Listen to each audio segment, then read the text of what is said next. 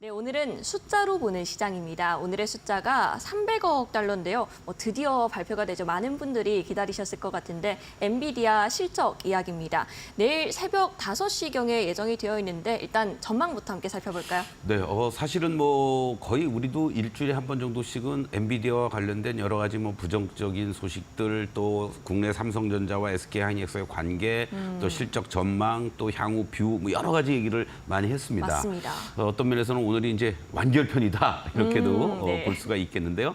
300억 불이라는 의미가 지금 엔비디아의 2분기 실적과 관련돼서 매출의 상단을 얘기를 하는 거다라고 보시면 네. 좋을 것 같아요. 그래서 평균적으로는 280억 불에서부터 계속 1억 불씩 올라오고 있는 과정에 있습니다. 네. 그래서 오늘 아침까지만 해도 287억 달러 정도를 예상을 하는데 일부에서는 300억 달러 정도도 서프라이즈하게 나오지 않겠느냐 이런 얘기들을 합니다.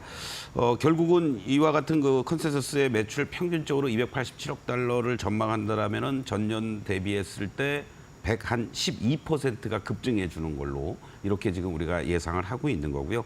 또 10분의 1로 주식 분할을 했죠. 그래서 EPS 조정치를 감안했을 때 0.65달러 정도로 전망이 되고 있다.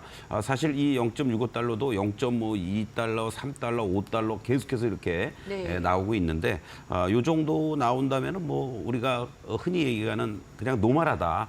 소소하게 잘했구나라는 정도가 되지 않겠느냐. 그래서 300억 달러 이상의 매출 전망이 나와주는지 그러한 부분도 우리가 한번 주목해 볼 필요가 있겠고 결국 지난 분기에 260억 4천만 달러 대비한다라면 한 10% 정도 매출이 증가할 것으로 이렇게 지금 전망이 되고 있고요.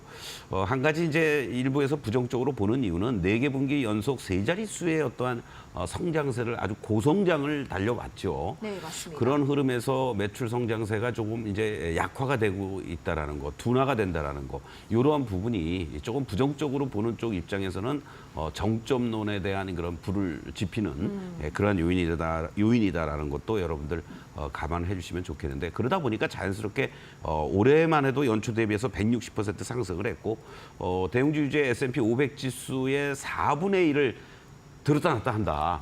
이렇게 여러분들 이해하시면 좋을 것 같습니다. 그래서 내일 새벽 한 미 증시 끝나고 5시 한 10분, 15분 뭐 요때 돼서 발표가 될 것 같으니까 여전히 또 새벽 일찍 일어나서 잠 못 이루는 그런 밤이 또 되지 않을까 이런 말씀을 드리겠습니다. 네, 매출 전망 상단은 300억 달러 정도로 형성이 돼 있습니다. 성장 둔화에 대한 우려감도 여전히 남아 있고요. 실적 발표 자체도 중요하겠지만 향후 전망도 좀 눈여겨볼 필요가 있을 텐데요. 어떤 견해들이 나오고 있을까요? 그렇습니다.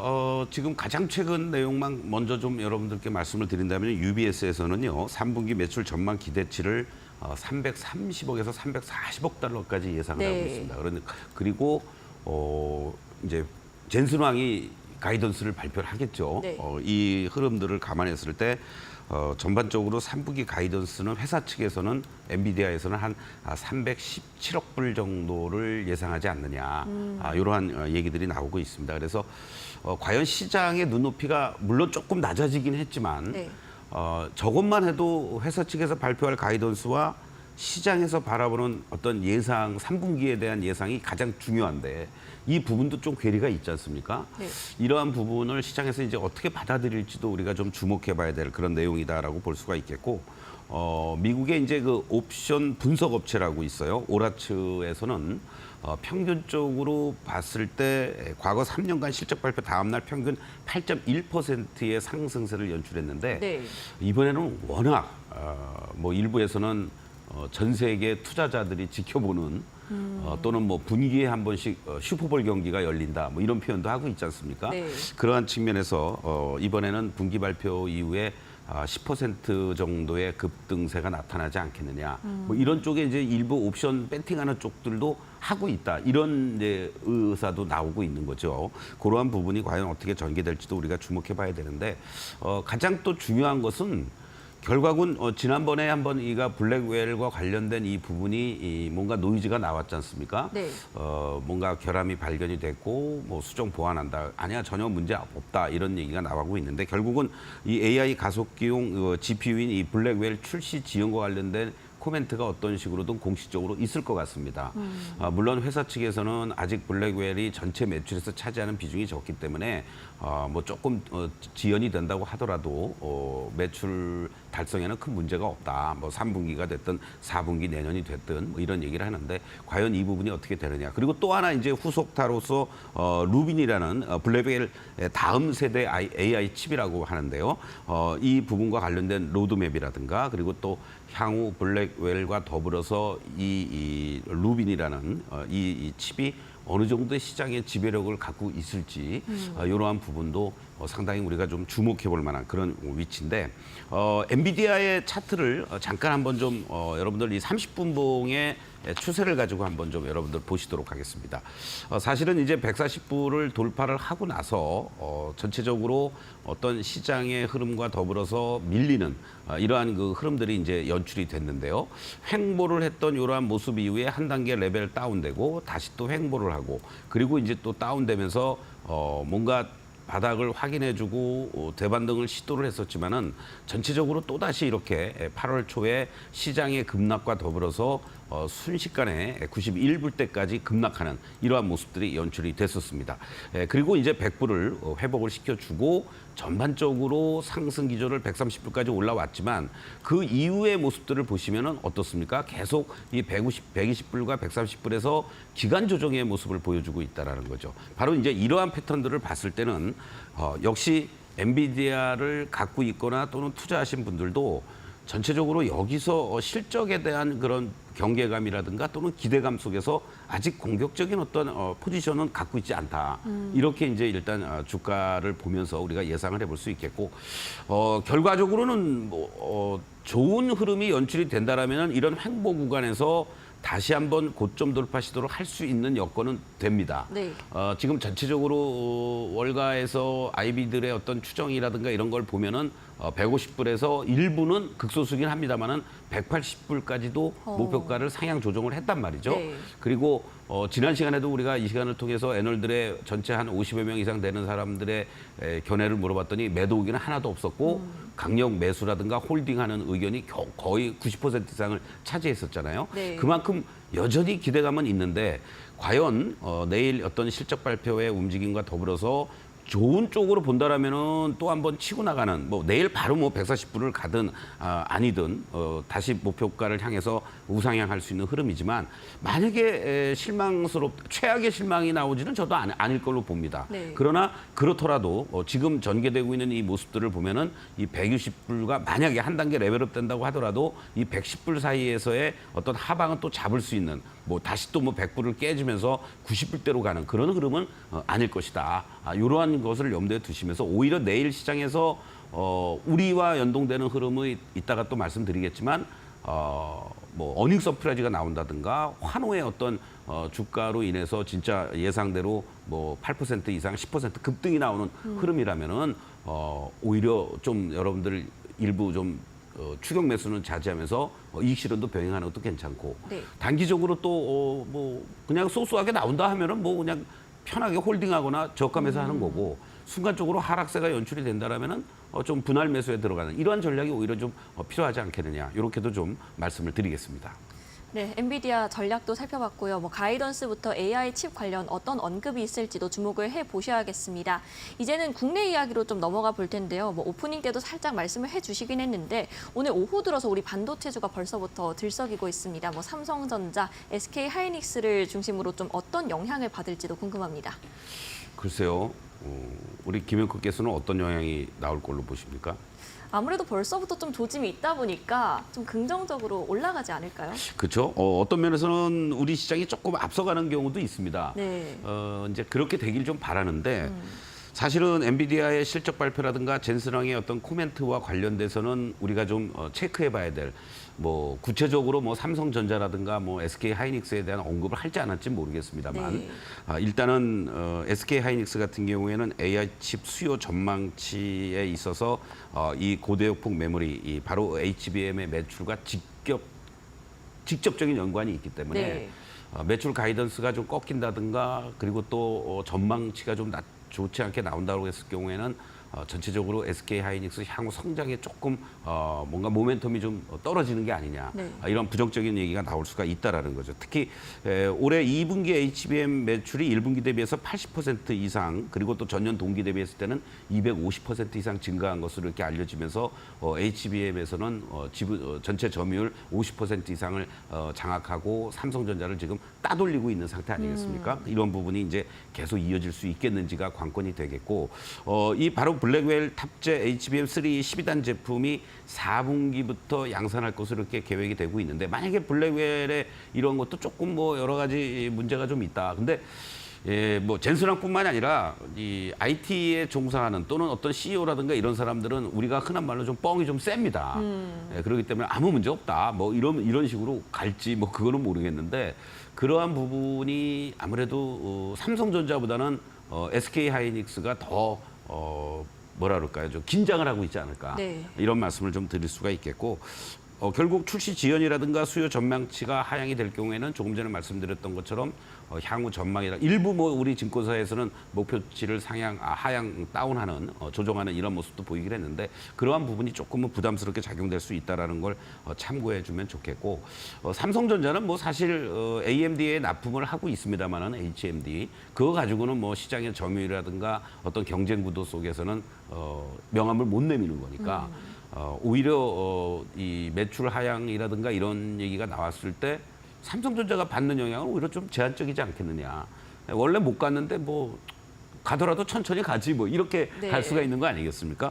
그럼에도 불구하고 바로 이 HBM3 8단이라든가 12단 제품의 품질 검증 통과와 관련된 이러한 부분이 어떻게 언급이 주느냐. 이러한 부분도 우리가 좀 주목해 볼 필요가 있겠고 결국 이 차세대 제품의 HBM4 개발 양산도 뭔가 이 블랙웰과 연동이 되는 흐름들이 되기 때문에 삼성전자 내부에서도 지금 상당히 박차를 가하고 있는데 사실 이 부분들과 관련돼서도 8월 초에 로이터 통신을 통해서 통과됐다 뭐 이런 얘기가 있었지만은 뭐 엔비디아도 그렇고 특히 삼성전자 같은 경우는 아니다 이런 얘기를 또 했지 않습니까? 네. 그 논란들이 이 엔비디아의 이번에 실적 발표라든가 가이던스 발표하는 이런 컨퍼런스 콜을 통해서 좀 구체화되는 그런 어떤 모습들이 좀 되면 좋지 않을까 이런 말씀을 좀 드릴 수가 있겠고 결국 엔비디아의 매출 단 발표와 가이던스 그리고 전반적인 시장에서의 긍정적인 이런 추세가 됐을 경우에는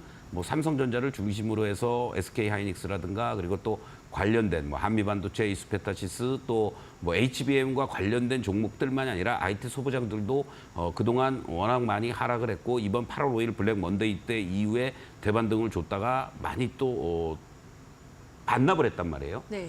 시세 자체를 그런 측면에서 하나의 모멘텀이 될 수 있지 않겠느냐 이렇게 이제 볼 수가 있겠는데 만약에 전반적으로 뭐 부정적인 견해라든가 진짜 뭐 일부에서 JP 모건 등을 중심으로 이 HBM 또는 뭐 이런 어떤 반도체 경기의 불확실성 또는 어떤 고점 논란 이런 부분이 다시 불거진다라면은 IT 뭐 반도체 쪽을 중심으로 해서는 상당 기간 또 박스권으로 형성할 수 있는 아주 네. 중요한 분기점이다 이렇게 좀 말씀을 드릴 수가 있겠습니다.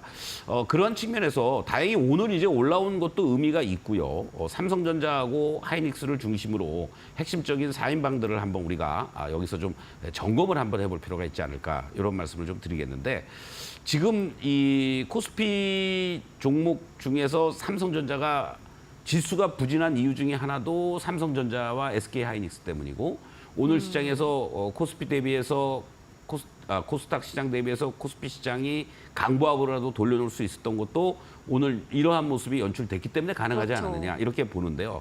삼성전자의 모습을 보시면은 지금 하단을 잘 잡아주고 있는 이 가격 레인지가 여러분들 아주 의미 있는 가격대입니다. 이 75,000원을 중심으로 해서 지난 6월 달에 전체적으로 반등을 주고 그리고 조정을 보이는 하단부였단 말이죠. 이 하단부가 이번 구간에서도 급락하고 내려오는 과정에서 지금 지지가 되고 있단 말이죠. 네. 그렇기 때문에 직전의 저점을 지지를 해주고 있다는 것을 염두에 두신다면 오히려 지금의 모습들을 감안해서 본다라면은 이 6월 달의 저점과 지금의 저점에서 이중 바닥을 형성해 줄 수 있는 흐름이 나올 수 있다.